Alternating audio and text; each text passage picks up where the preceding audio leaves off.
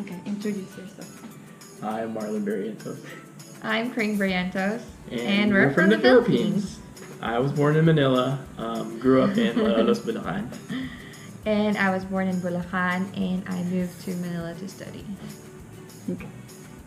How old are you when you moved in the U.S.? I was only 8 years old when we moved here. And I was 26, so just very recent.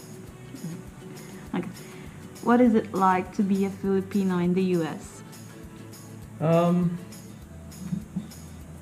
I guess when I came here, I was a kid, so I haven't really had a good way of differentiating. I just know being a Filipino here, it's a lot more family oriented than any other cultures here, at least that I'm aware of.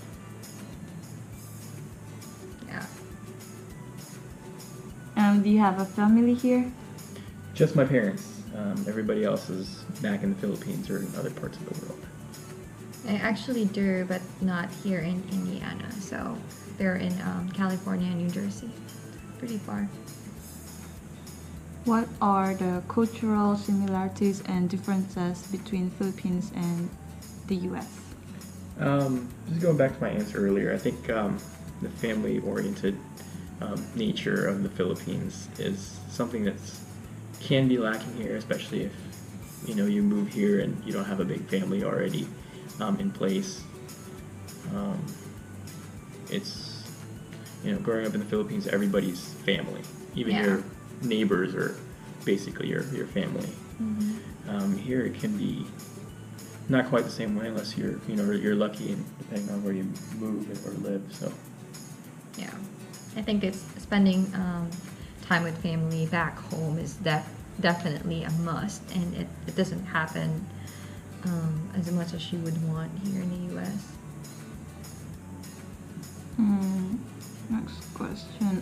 What is the biggest culture shock you have ever experienced? I'm not sure if you could call it culture shock. I just know the biggest shock is probably the weather initially. You moving from the Philippines, tropical weather, and you come here in the Midwest especially, and you get all four seasons. Summer, spring, and fall are pretty much bearable, but you get into winter and you get a lot of snowfall and really cold temperatures. That can be a pretty big shock.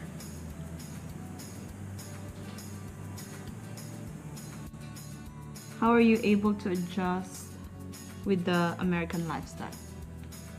I think I moved here young enough that I was able to adjust to it. I know initially because when I moved here I was only 8 years old, and when I first moved here I think the biggest thing people worried about was the language difference. They were kind of worried about that. So in elementary school, I was actually in second grade. I had to come into class about an hour earlier, around 7 a.m., and I was given another teacher who was trying to teach me English as a second ESL, English as a second language. But I think as the younger you come here, the easier it is to adjust, because I think the younger you are, you're more like a sponge that you can kind of take it in and you can Absorb absorb everything and fit in. Whereas if the older you are, there are expectations that you have, and certain set ways that you live your life that maybe you'll expect that. But whereas a kid, you kind of just go into it and just adapt. So I had a little bit of an easier time than I think most people would, especially the older they come here. I was able to adjust because I think maybe because with my family, helping me and introducing me to some of the Filipino communities here, but it was really hard for me at first because I did not grow up here. I didn't know anybody. I didn't work here, never worked here, never lived here. So people think you don't speak English, but and also I think it's it helps the more you interact with people, the more you kind of see how they live their life, and you just kind of go from there. It's kind of like just one day at a time, and I've been here 5 years, and it definitely helps whenever you interact with people. So. Okay. Do you miss the Philippines? Yeah, I do. Especially just spending time with family. Maybe you have family here, but it's also different having, like your bigger extended family and your cousins and nieces, and nephews and aunts and uncles. Yeah, I miss the food too. I mean, I miss the food definitely. I know you can cook food here, but there's certain things that you can't get here, like Jollibee or the street food that's different that you can't get here. But kind of miss. Okay. And what are the things foreigners or people should know about the Philippines? It is a beautiful country.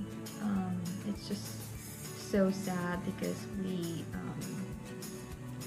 it's just not a lot of people know that it is beautiful. There's a lot of different islands, and people are very, very hospitable, and there's just a lot of things to see in the Philippines that I think people are not aware of. Mm-hmm. And I think Westerners in particular they're not all of them, but there are some out there who are unaware of how westernized and how modern it is, and it can be. I know there's some areas in the Philippines that are are not quite modern by Western standards. And I think that's one of the biggest things is there's a misconception that the Philippines is a third world country, but I'll go back to the Philippines and I'll look at certain cities here in the U.S. and particularly the skyline, and you're like, wow, I didn't know the Philippines was like that. You look at cities here and the skylines that, if you compare it to the ones in Manila, the skylines here pale in comparison. There's a lot of things there that are.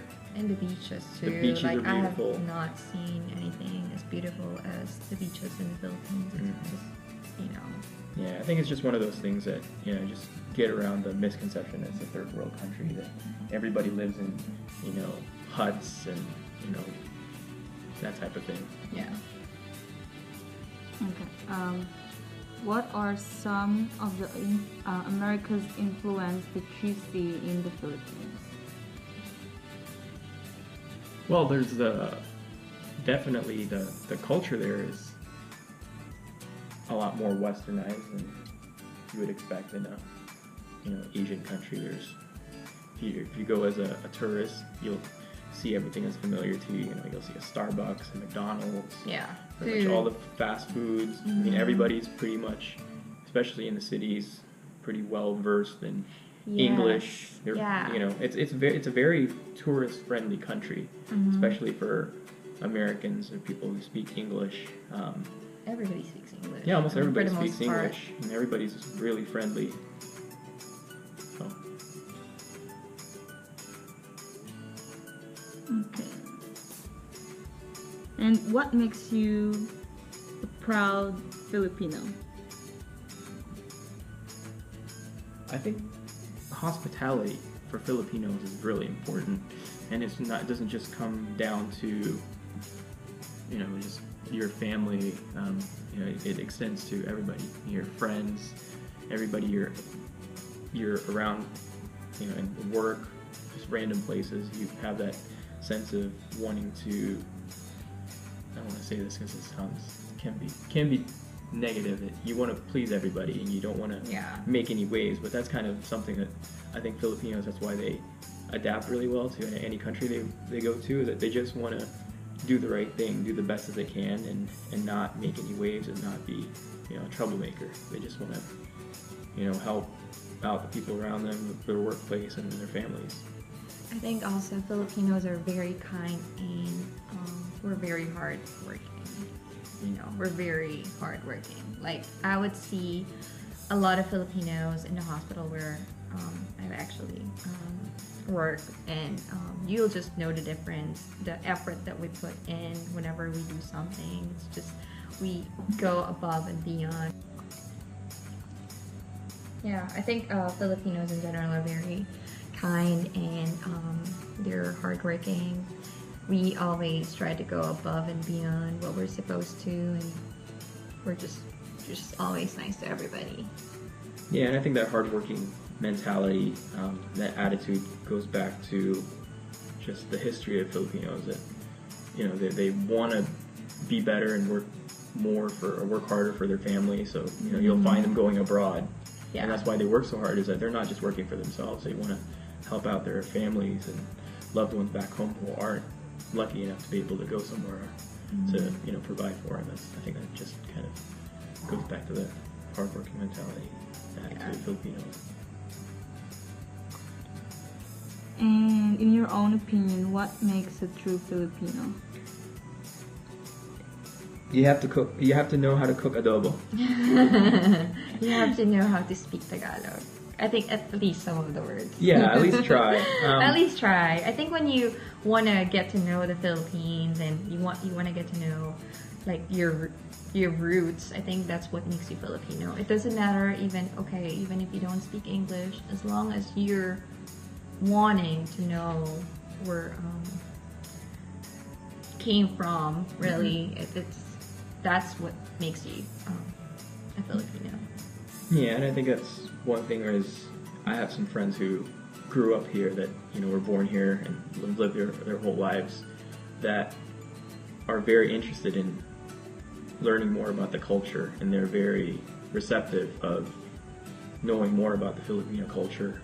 And you compare that to somebody who maybe came here and they're trying to acclimate, but then they turn their backs on their roots. And I think that's what, going back to what you said, that kind of goes back to what I think a true Filipino is that you don't necessarily have to have been born there. Mm-hmm. Maybe you have one side of your family that was Filipino, but if you want to learn, if you're half Filipino, if you want to learn about it and you embrace it, if you don't speak the language but you're interested in learning more, I think that's what makes you Filipino. Mm-hmm. Okay, last question. Do you have any message for the Filipinos who wants to immigrate or currently in the process of immigrating to the US? Just be yourself. Yeah, that's a big thing. You don't want to be somebody that you're not, because anybody that's here is going to pick up on it. Now, it's one thing to, act a different way than you normally are, but it's also important that you have an open mind and come here or anywhere you go, really, just go in with an open mind and, try to learn as much about the life and the culture and be accepting of it, and while still making sure that you keep up your Filipino roots and don't forget about that. Yes. Be yourself and don't forget about your roots. Alright, Kuya and Ate, thank you so much for your time. I really appreciate it. Walang anuman! Paalam! Paalam! Paalam!